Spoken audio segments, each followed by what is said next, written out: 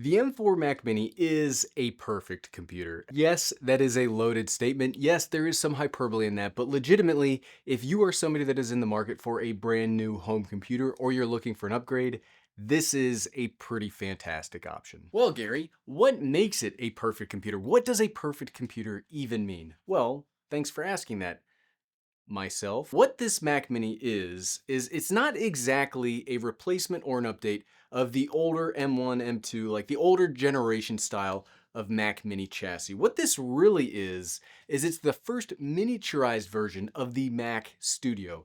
It's got plenty of ports on both the back and the front. And why this is important, yes, I'm getting old. But the reason this is important and more of a perfect computer is a lot of the key things that I've liked over the past, like month? I bought this like a month ago. Oh yeah, like nobody sponsored or provided this to me. I paid for it all by myself. The first thing that I've liked in my time of using the M4 Mac Mini is just the miniaturization. Like this is such a cute little computer that, I mean, look at the size difference. Can you see that? Like this is substantially smaller than the previous Mini. It is a little taller, but I guess I would take a little bit taller because it still takes up less desk space. No, the aesthetics of your computer aren't the most important part. What matters most is the performance, and it does have it, and this does score very well in my performance-o-meter, but it is nice when the thing that you buy looks good, right? One of the main incredible things about the Mac Mini that I've enjoyed is the port selection. So as you can see here in the back, we've got power, Ethernet, HDMI, USB-C Thunderbolt, and then on the front, we've also got USB-C and a headphone jack. That is pretty standard across the board. Even a MacBook Pro will have a lot of this same capability, minus the Ethernet. But it is that Ethernet that is most important to me. This is a $599 computer, which we will talk more about the price in a second. What you can do on this little thing is this port can be upgraded to 10 gigabit Ethernet.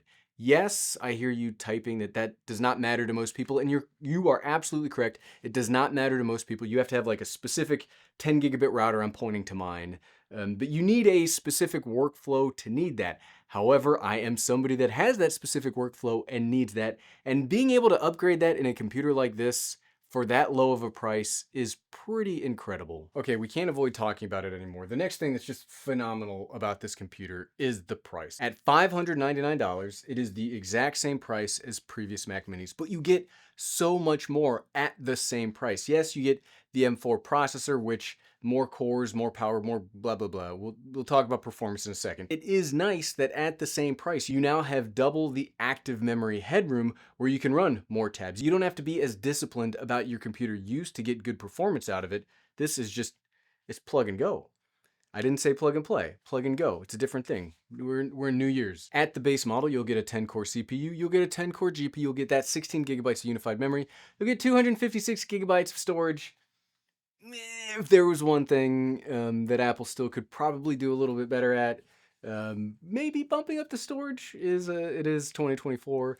I don't think it's a deal breaker. Most of everything I do anymore is in the cloud anyway, but yes, you could absolutely get cheaper computers than this. Maybe you could even build a computer if you were able to find some very low spec or older generation parts.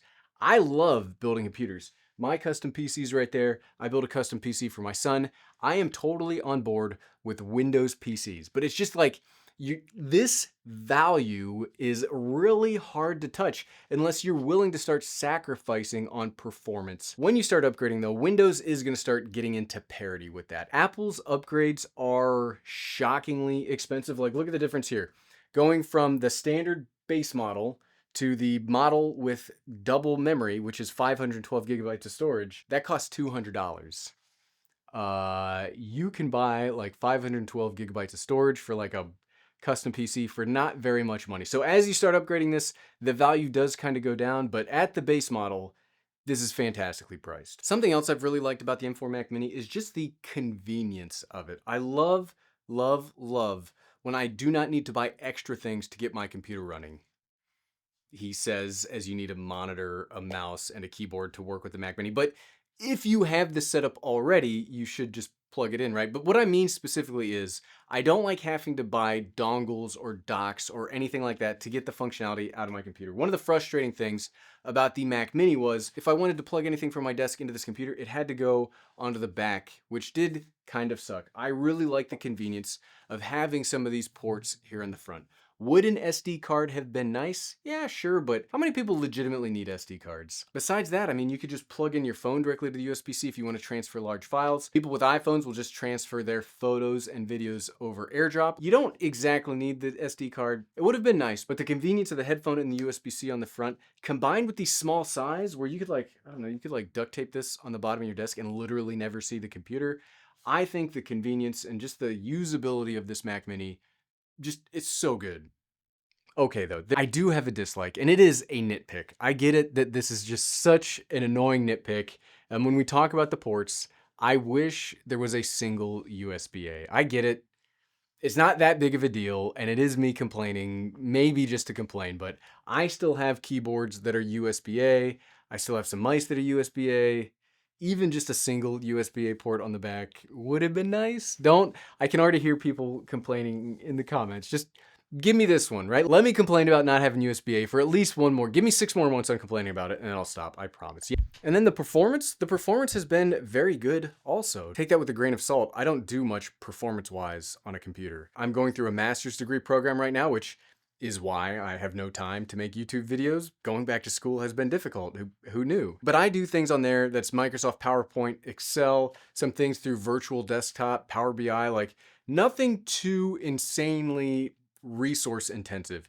I make YouTube videos and I have, yes, been sucked into the World of Warcraft classic anniversary servers. Yeah, I can't argue with that. You caught me. Everything that I do there could easily be handled by an M1. So this does have nice performance to it. I really like the additional 16 gigabytes of unified memory at the cheapest model. I don't care about bar charts going up. My performance needs have been met for 5 years now, so the numbers get better over time. Hooray. And these numbers got better and they're still usable compared to older versions.